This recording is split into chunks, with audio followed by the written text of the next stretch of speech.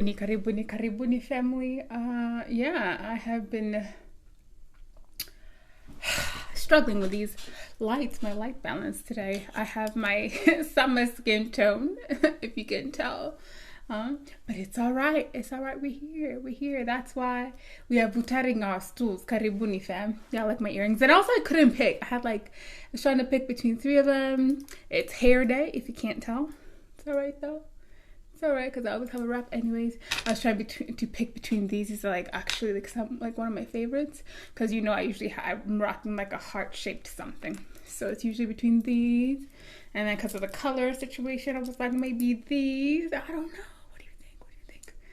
And then my usual go-to. Can never go wrong with these either. I'm like my colorful green and yellow tone season, so hopefully you guys can hear me well. How are you doing? How are you doing, my friends? Karibuni. Welcome to Vuta Stool Saturdays for those of you who are familiar with my Vuta Stool shenanigans. Yes, it's usually a Saturday evening thing that I not just like to check in with y'all, see how you're doing, see how life is on your side of town, while also we do a little recap on all the shenanigans happening out here and this global community. You know what it is. And so, I'm gathering my little jewelry pieces here together while we do this. And so, man, if you caught the promo, also just take a moment, share, let people know we're on. If you're vibing it with what I'm saying, you're picking up what I'm putting down, please do share this. Share it with the next person. Cause yeah, we're going to talk about all of it. Yeah, so, and I actually really love this lipstick today. I didn't realize, man, I was in a hurry, but man, I'm feeling myself today. I'm feeling myself, as the song goes. I'm feeling myself. I'm feeling myself. Feeling myself. Oh, well, the lipstick, it's a Moxie. Lead the way, for those who are asking. So, hey, who's all? But yo, I love a good rap, y'all. I love me a good rap. Get into it. Just a nice head wrap really does it for me. Do y'all do some of y'all feel the same way? A good head wrap for me? Life. It speaks to the royal goddess in me. Okay, we'll just say it like that. So, any whoozle, let's get into it, right? Man, what's a Stool Saturday today? Man, the topics galore, right? We will be talking about quick recaps from the live streams that I did last weekend across various platforms. So we had On the Narrative Africa. No, we started with Beauty Beyond Skin Deep. Yes, that's at cosmeticsciencereview.com. We were talking about, recycling and upcycling your plastic packaging. Yes, it's so important to do that when it comes to your cosmetics. Do your part to help sustain the environment. Well, also speaking of the environment, did y'all hear and see that there was a whole fire in the Gulf of Mexico? Did y'all see them putting out the water with water for 5 hours? I was yo, the ocean is on fire. The ocean was on fire for 5 hours. Oh, obviously there was some busted up gas pipes. There was a gas leak. Protect the environment, right? Just saying. Any hoozle.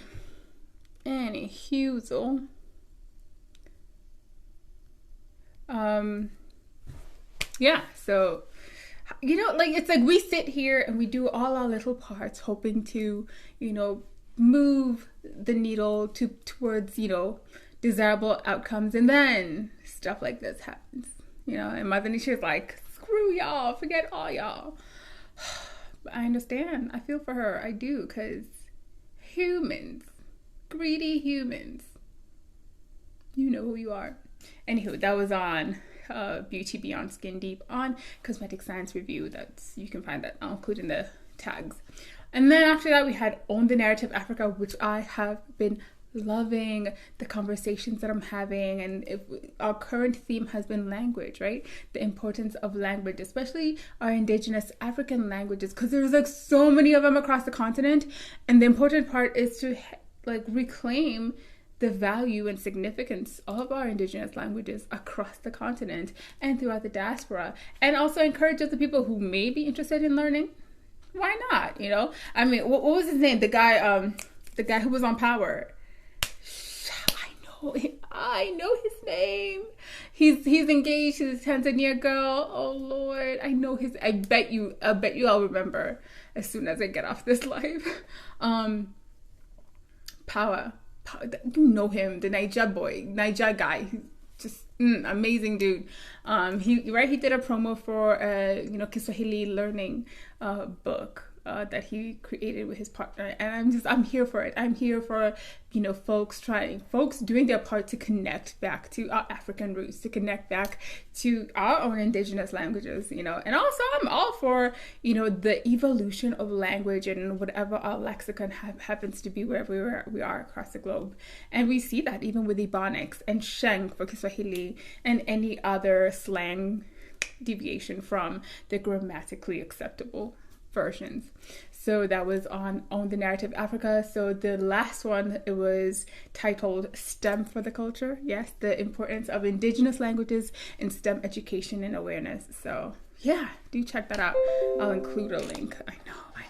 Noises, so much noises. But it is what it is. Tea is what it is, my friends. Anywho, so all right. So and then after that, we had, what else did we do? It was like a lot. It was on the Narrative Africa. Oh, let's harp up. Yo, fam. I have been resharing also all the videos and stuff. So, and I will keep doing that. Why? Because that's what I do. Yo, let's harp about it was popping. Like, Dr. Campbell was there. Dr. Singh was there. And I'm telling you, we shut it down. Right? And the topic for last week was the fetishization of Black women and fellow women of color, right?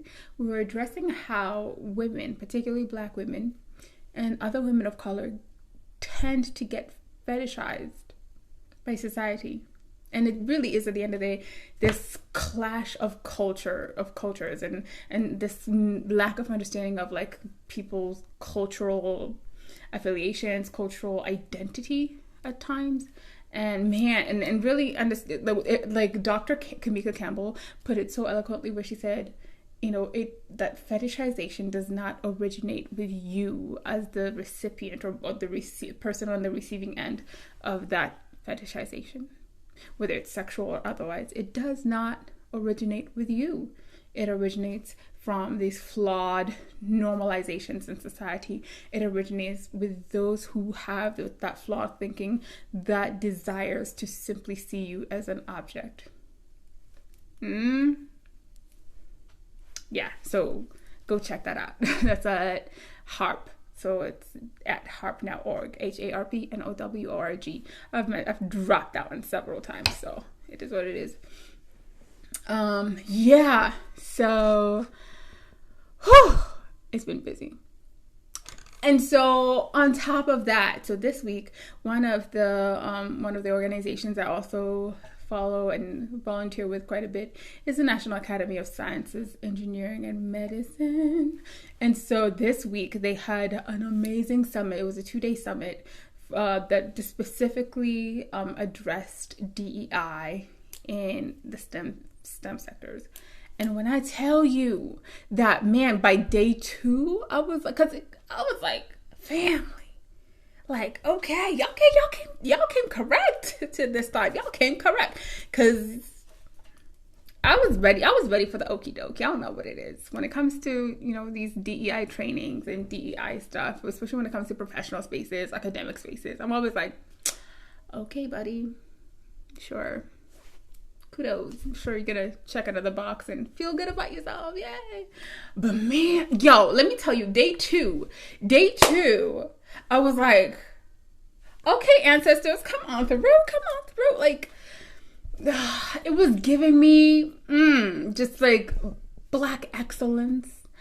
It was giving me like, sisters in STEM vibes. It was giving me for the culture vibes. It was giving me, yes, it's about time. It was giving me like, we tired, but we in here, and we gonna keep, thriving, and we're gonna keep representing, and we're gonna keep holding the door for the next generation. Like, come on, Dr. Ebony. Oh, what was her name? What's her last name? My God, sis, like, killed it. I mean, too bad, like, her time ran out, but man, I would love to hear the rest of her presentation. That much I know. And I'll probably do a specific, like, just special recap just on her session. Dr. Ebony shut it down. I was literally doing praise dances in my, I was working, and I was like, yo, sis had me praise dancing in the middle of, handling my work. I was like, because I was listening to it in the background, while, multitasking. Family. Like, I was, like, in literal tears. Like, I felt so seen in her presentation. I felt so, I was like, yes. I was like, she sees me, and it's something that I've realized a lot of people, especially, let's say, Black people who are not of dominant culture, when you're navigating these spaces of so-called professionalism, man, sometimes we don't even realize how unseen we are, and like her presentation, like literally, like it was like speaking to my soul, to my spirit. And I was like, I could just hear her talk. Like, people tell me, like, oh, Winnie, I could listen to you talk forever. Yo, fam, like, she was preaching.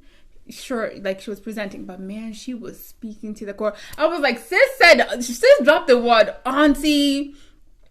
I believe she dropped the word colonization. She dropped the word capitalism, and called out its connection to racism, systemic racism, and even how literally, and I've been trying to say this, and I've been trying to, like, hey guys, we really do need to address this, in historical context, as STEM, as engineers, and what we do as professionals. Like, we can't just keep assuming that, like, oh, that's back over there, that has nothing to do with us, all we do is number crunch.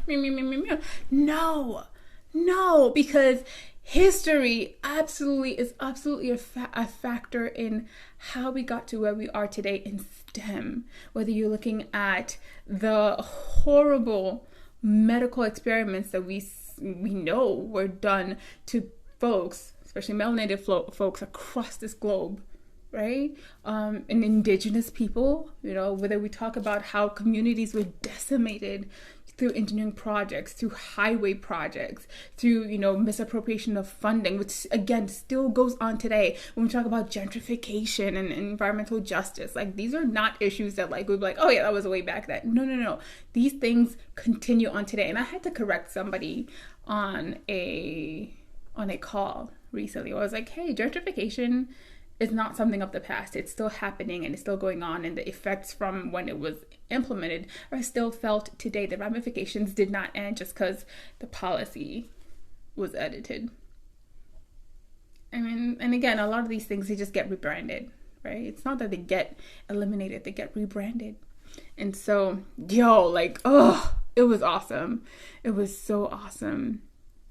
Yeah, man, I appreciate Dr. Ebony's wisdom and candor. Like, that's the thing. Like, her unabashed, like, unfiltered approach to things. And I'm sure there are people who didn't get it, and that's fine. But man, for those who got it, sis was speaking, and I am here for it. And sis, if you happen to see this, I love you.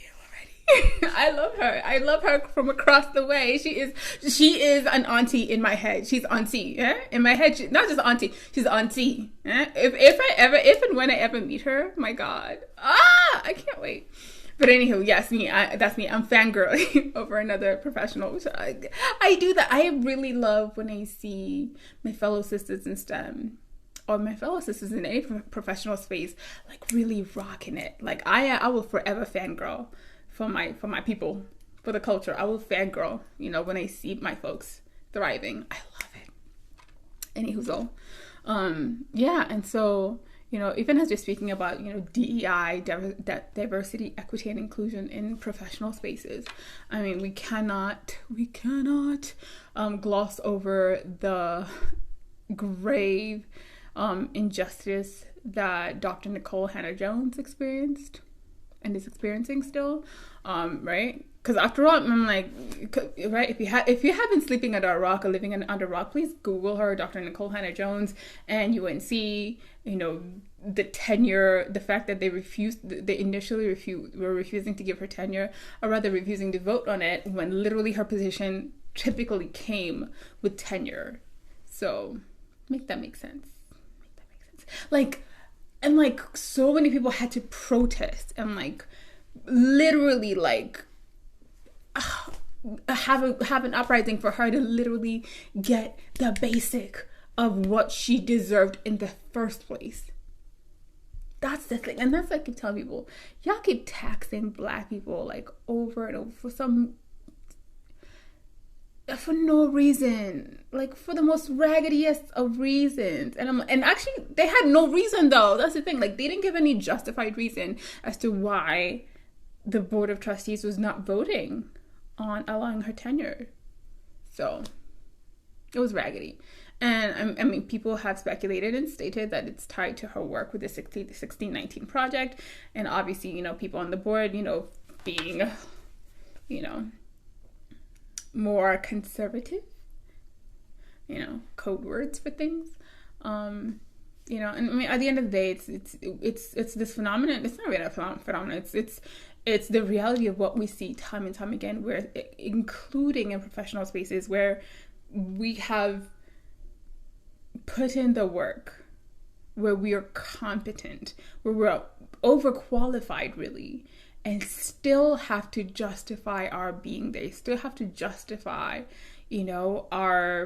our voices, while they're being undervalued at every turn, and man, the fact that they were trying to give her a measly 5-year contract, I was like, that y'all so trash. And it's and again, the system expects us to be so grateful. Be grateful for crumbs. And I'm like, nah, fam, we don't have to be grateful for the measly crumbs that's, these systems of oppression offer us. So I'm so proud of her for standing up for what was duly hers to begin with. She wasn't asking for anything extra. She was simply asking for what came originally with that position. And so, yeah, I'm here. I'm here for Black women and Black professionals asking for all their things. Ask for all the things. Absolutely, please do, and thank you. Okay? Yeah. And as we were talking again, as issues that Black people face in professional spaces, I cannot miss talking about Sha'Carri. But even before we go there, y'all heard about this issue, again speaking because I was doing, it's hair day, I'm doing hair things, how these swimming caps, these Black hair swimming caps are being banned at the Olympics. Fam, what is wrong with these people? What is wrong with these Olympic whatever decision? What is going on? It's 2021 and we're still seeing these Jim Crow-esque laws, these weird, obtuse lines of thinking. I'm just like, do y'all not understand how this works? It's and that's what I keep saying. I will keep saying this. I'll keep harping on this. Yes, I said harp. It's time we get over the performative diversity that a lot of these companies and organizations try to throw our way. Okay? We want diversity. We want more Black people. But, so you want Black people, but you don't want them to bring the fullness of who they are. And that's what I keep saying. I dare us, and I'm speaking to myself here too, I dare us to really bring the fullness of who we are to what we do, wherever, however, whenever that happens to be. Right? Because I mean, it seems so it's minor. It's just swimming caps, I'm sure, we've talked about our hair and the way our hair is over-policed in professional settings, and it's the fact that it still has to be a conversation in 2020 One now? Like, aol yawa. Aol. I'm tired. Tumechoka. Na hawa watu wametuzoea sana. Nakwambia wametuzoea kabisa. Wametuzoea. That's all it comes down to. Wametuzoea. Right? So on the one hand, they're sitting there like penalizing the women, the swimmers who want to use the swimming cap that's specifically made for Black people here, because obviously not, first of all, one size fits all is technically one size fits most, especially if you have your hair, not done in a particular protective style. It's like, do y'all not understand? Like, it's like y'all sit there and like pretend to be allies, and you like and you still miss the whole point. Still miss the point. It's like Black Lives Matter cards. Oh, we stand with LGBTQIA, but come July 1st, it's like, okay, we're gonna put you back into a nice little storage whatever facility. See you next year. Yeah. Back when capitalism needs you to come and spend more money. Yeah, like, right? So that's just one example. And like the other larger example is how, man, Sister Shakari, right? The way she's been over-policed at every turn in her one moment of slip-up. And now she has to go on this apology tour while she's mourning the death of her mother, her biological mother. Given interviews by her dang self. First of all, I'm like, that is not okay. That is not okay. Where is her community? Where is her community? Like, that's what I really want to know. Where is her community at? Sis, we got you. I mean, if she can't have it in physical, like, sis, I speak peace and wellness and healing to her wherever she is, because Lord knows that is a process. And if if that was a decision that she made to be able to compartmentalize really that experience so that she could perform at her best in context of whatever else was going on, then personally I don't fault her. And I'm like, listen, last I checked doing there's some research, technical research here. Marijuana is not a performance enhancing drug. If anything, it apparently slows you down. I'm talking from a context of transportation research. Clarify that for y'all. Because I just find it interesting that like all of a sudden there's so much interest in marijuana policies, especially when it comes to traffic violations, because that's typically the context in which I evaluate these things and stuff like that, is transportation policy. And I find it quite interesting that at the end of the day, it's how we over police certain demographics. There are certain demographics that are literally like, they make one slight mistake and it's like, no more. Like, you're as good as done. Yet we've seen time and time again other people. Sure, they get caught with XYZ, whatever. And, they're like, oh, it happens. It's just boys being boys. They didn't know any better. But this young lady who was dealing with a very traumatic experience, sure, self-medicating, but it evidently seems like she must have been, she evaluated her options, and she's like, based on her statements, it seems that her decision making led her to that being the most, in that moment, safest or sanest option for her to still be able to compete optimally. And to me, that says something about the person. Because a lot of these other farmer bro medications be having people out. But to each their own, to each their own. You know, do whatever makes you healthiest and happiest. And to me, it was just, it really like highlighted this tokenization and that happens and fetishization in context of how we thingify people. And by we, I mean dominant culture. Dominant culture loves to thingify people, especially Black and brown people, Black people.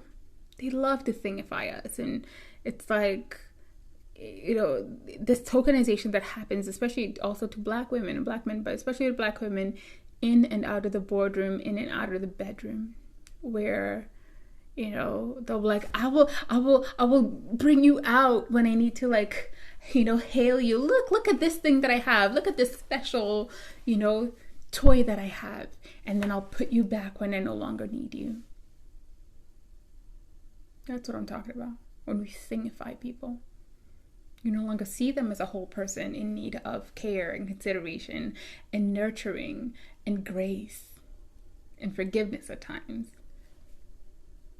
And contextual understanding. There's just this thing where you bring out when you need, you know, accolades, and then you put them back when you don't. And we've seen that happen time and time again, especially with our Black athletes, right? Where you're only useful when you can perform for massa.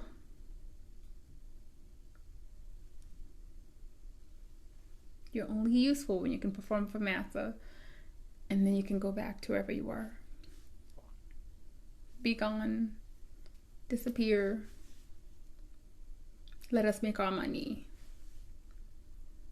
But, and then I was thinking, well, what if all the Black athletes decide, F it, we stand with her, we're not doing this mess. Y'all can keep it. Y'all can keep the F. You can keep the BS. I'm really trying to keep it clean here, you know? What if all the, like, literally, because sisters out here cleaning house on these Olympic tryouts. They're cleaning house. And think about it. How entertaining really would it be without us? Like, fam, the swag that we bring to every field, every sector of professionalism that we happen to find ourselves in. The level of excellence.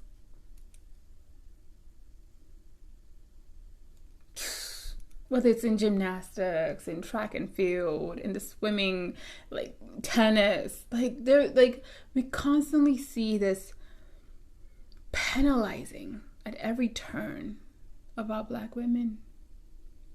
And personally, I'm tired of it. I'm freaking tired of it. So take it for what it is, but I'm tired of it. You know, and because for those who are like, oh, it's the policy, it's the law. I'm like, again, I've said this before, a lot of things were policy and lawfully legal, but were still wrong and flawed. Let's be honest about that, right? You know, if you look at these policies, even on weed versus cocaine, right? Like, the Fair Sentencing Act was created in response to the anti-drug abuse, the war on drugs BS from 86.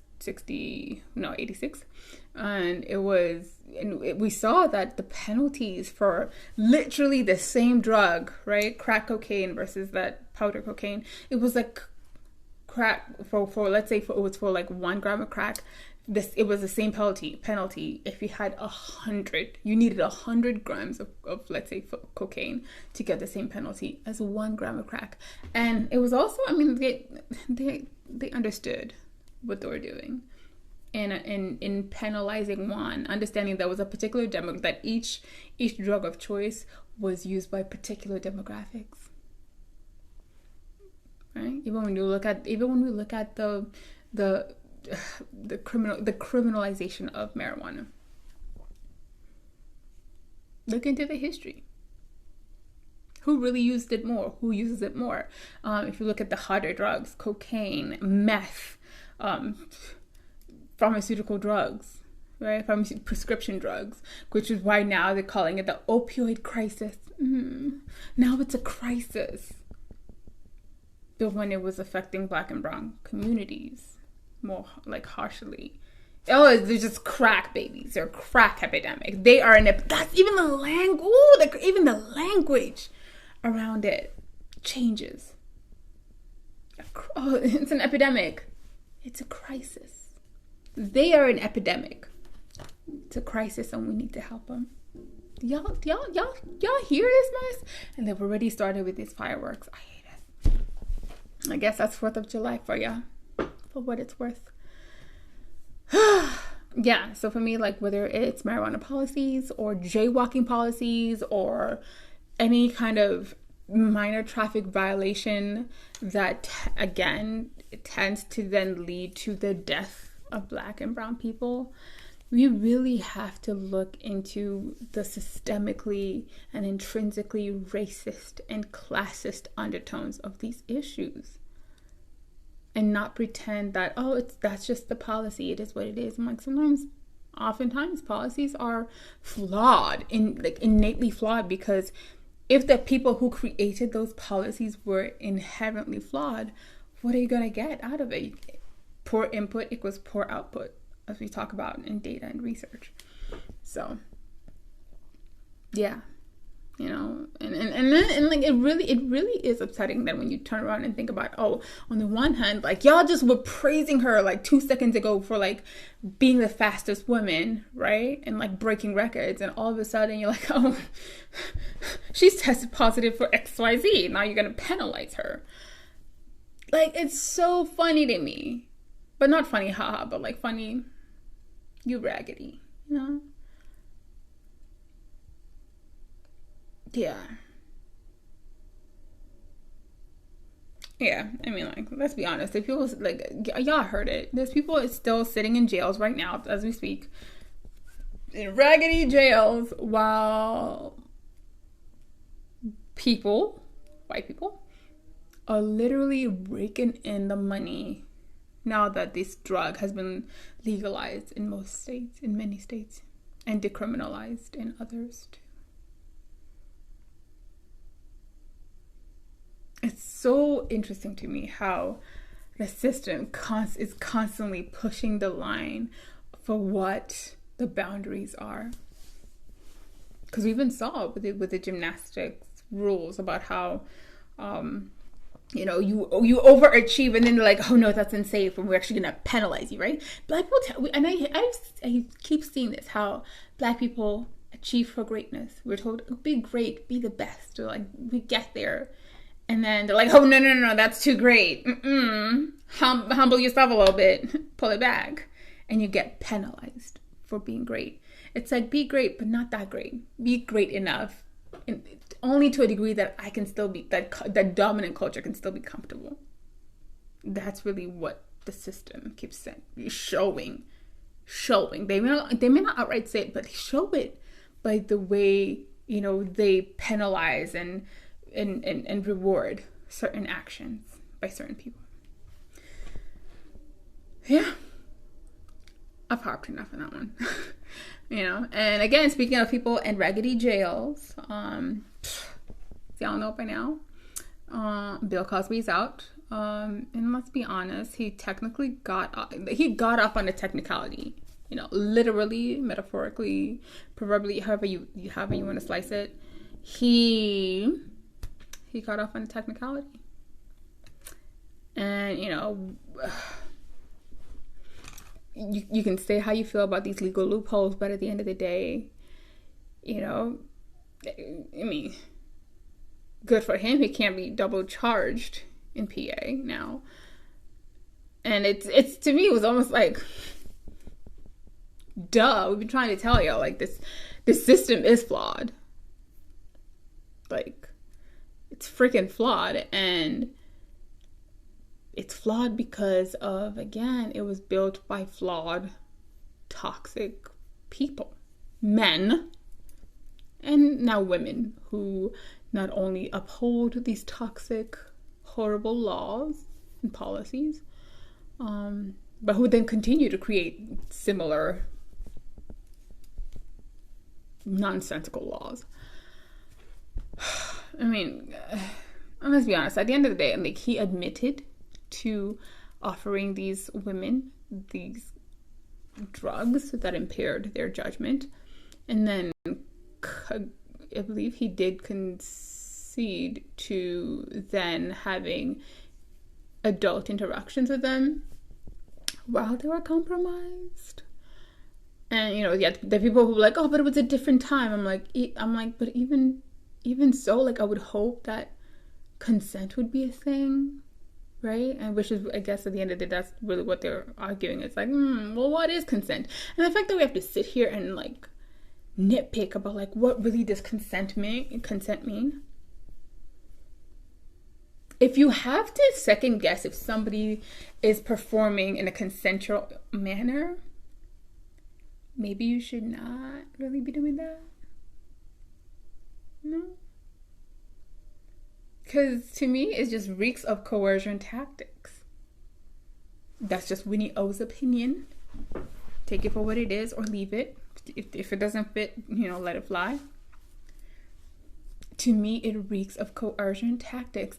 And I've said this time and time again, and I'll keep harping upon it. Yes, check it out. Yeah, coercion does not equate consent. There is no way you could ever get consent, true enthusiastic, continuous consent, informed consent from a place of coercion. Like, those two do not go together. No. It's like oil and water. No. It doesn't go like that.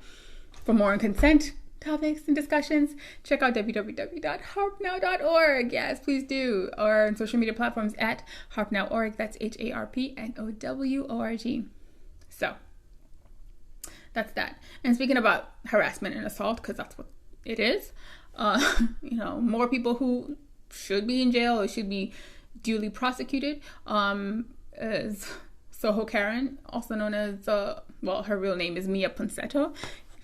If the name sounds familiar to you, yes, it was that raggedy woman who attacked that minor at that hotel in Soho earlier this year because she thought that he had stolen her iPhone.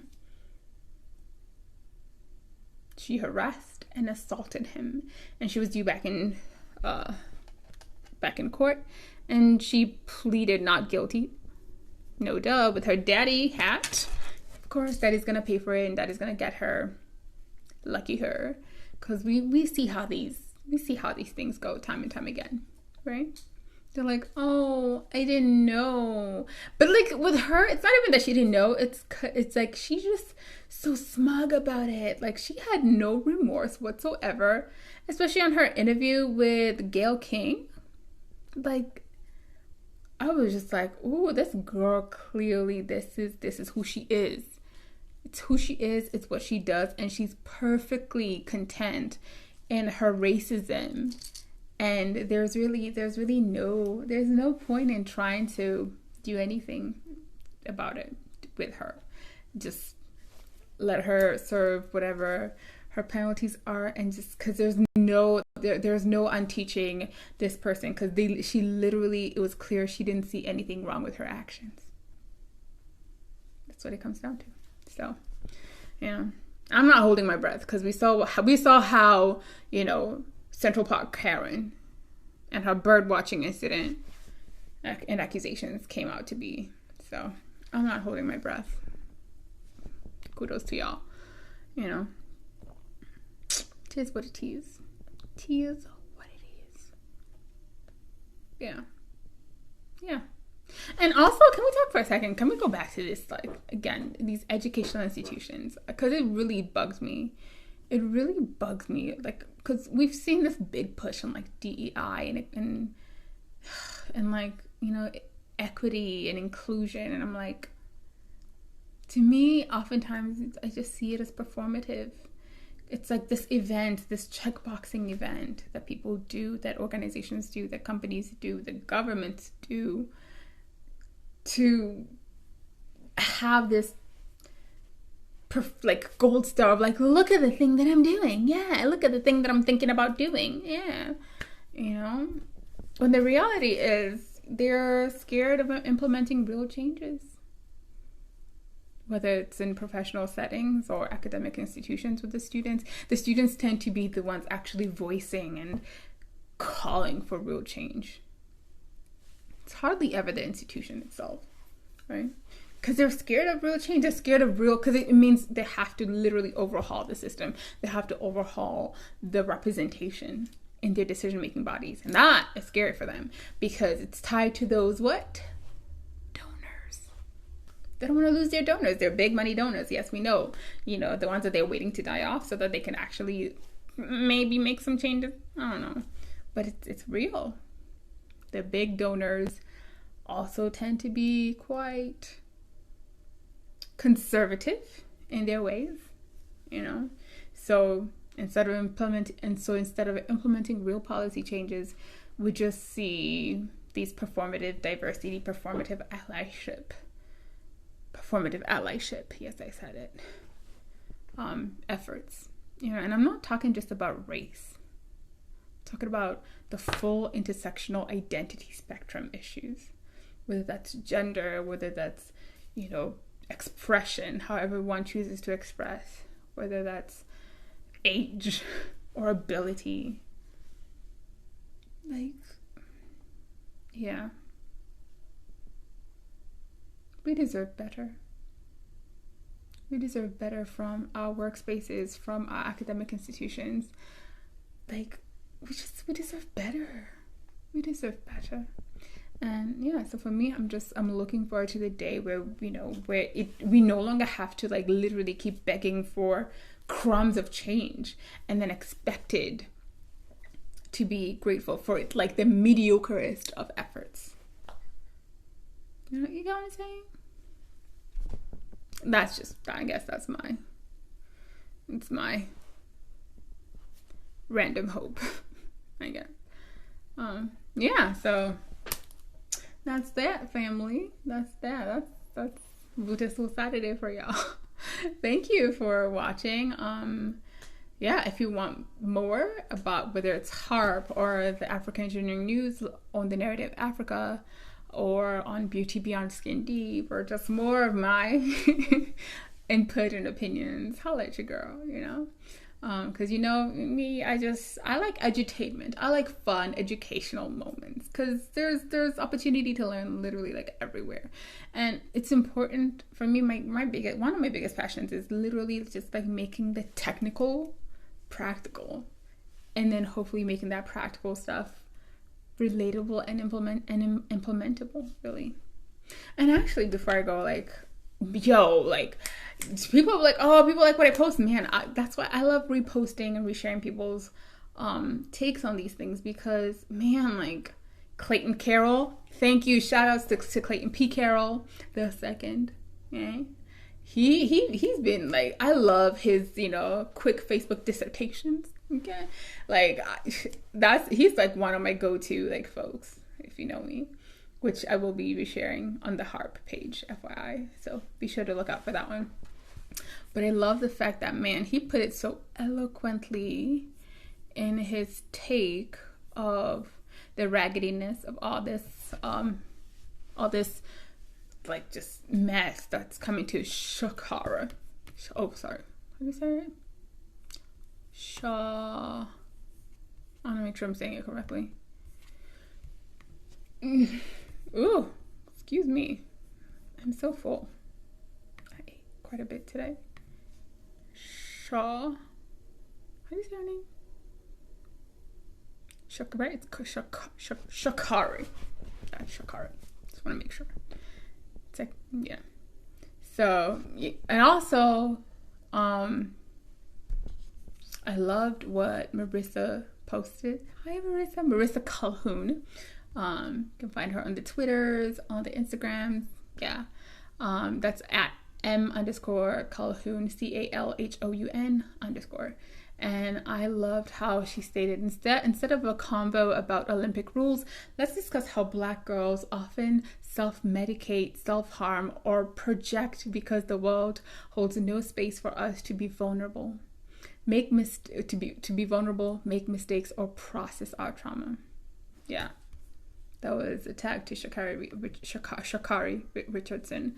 Also, I love how she posted, while we're here, let's also discuss how a white male can shoot up a massage parlor because he was having a bad day.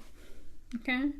But a black girl has to go on a freaking media apology tour, yes, while grieving the death of her mother in order to be considered redeemable. And not just redeemable, right? There's this idea of, and I believe I posted the quote from Clayton earlier about how dominant culture really prioritizes civility above everything else except money. So we'll see, and we'll see that because we also see it in how they only find her literally up to the last minute to when she'll be eligible to still participate in the Olympics. So, and I love how Clayton was she should just F it, whatever, not participate. Because to me, that really would be the biggest oh, okay, y'all want to play stupid games? Here's your stupid prize. That's to me, it was literally imagine if all the black people, if all the black competitors literally you know what, yeah, we're not supporting this. Imagine how different things would be.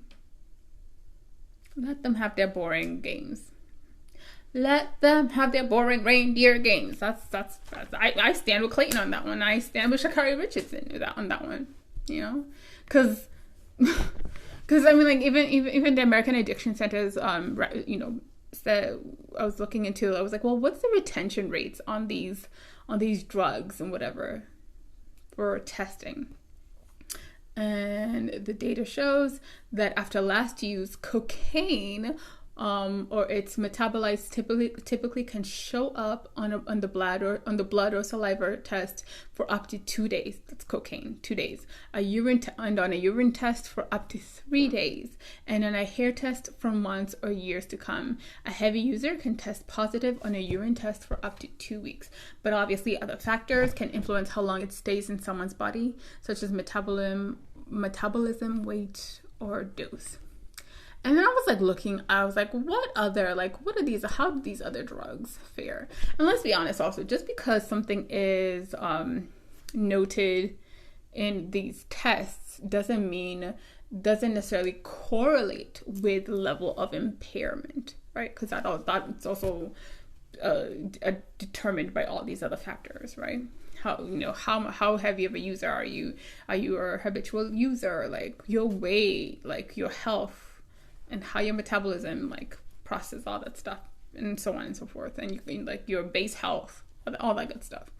And so I was looking into these other list of drug half-lives, and where's this from? Yeah, same. American Addiction Centers.org has a quick snap of the drug half-lives, and for heroin is between 2 and 6 minutes. For cocaine is 1 hour. For marijuana, THC, is between 4 and 6 days, right? And then methamphetamine is about 11 hours, and MDMA is around 8 hours. So when I saw that, it was also, it's quite telling why then also the legal system chooses to go after marijuana, because all the others are super short time frames where you have to catch them, whereas quite honestly in this case marijuana is the low-hanging fruit. Because I was thinking, hold up, technically more, to me, I would say, it's even though the arrests and the penalties seem to be far heavier skewed towards black and brown people, studies show that actually white people use it just as much, if not more. And they also tend to use more of these heavier drugs that have a shorter half-life in your stream, in your body. So to me, it's contextually speaking, when you put all these components together, it's very clear why certain things way more have a heavier flashlight on them. And to me, I was hold up, I was y'all really gonna penalize sis over marijuana. I was like, because last I checked, marijuana was not a performance enhancing drug, especially for speed, for going faster. Fam. So then to me, I was like, so that means, hold on, she might actually be able to run faster. Is that what they're scared of? Is that what these people are scared of? Oh well. Well, tis what it is. But like I said, if you are picking up what I'm putting down out here, do like, share, subscribe, follow, connect, tweet, retweet, all that good stuff. Connect however you can across social media platforms. You can at me, at Miss Winnie O, or across the other platforms, at African Engineering News, at Cosmetic Science Review, at harp.org. I will tag those in the comments and or in the caption. And if you have time, probably next week, there's always something going on each week, so do stay connected. Share the information, and I hope you learned something. I hope it gave you something to think about. And yeah, thank you for your time this weekend, and I look forward to catching you on the next Vuta Stool Saturday. And as always, be encouraged, be safe, and in all you do, stay fabulous. Okay? Stay fabulous, friends. Ciao, family.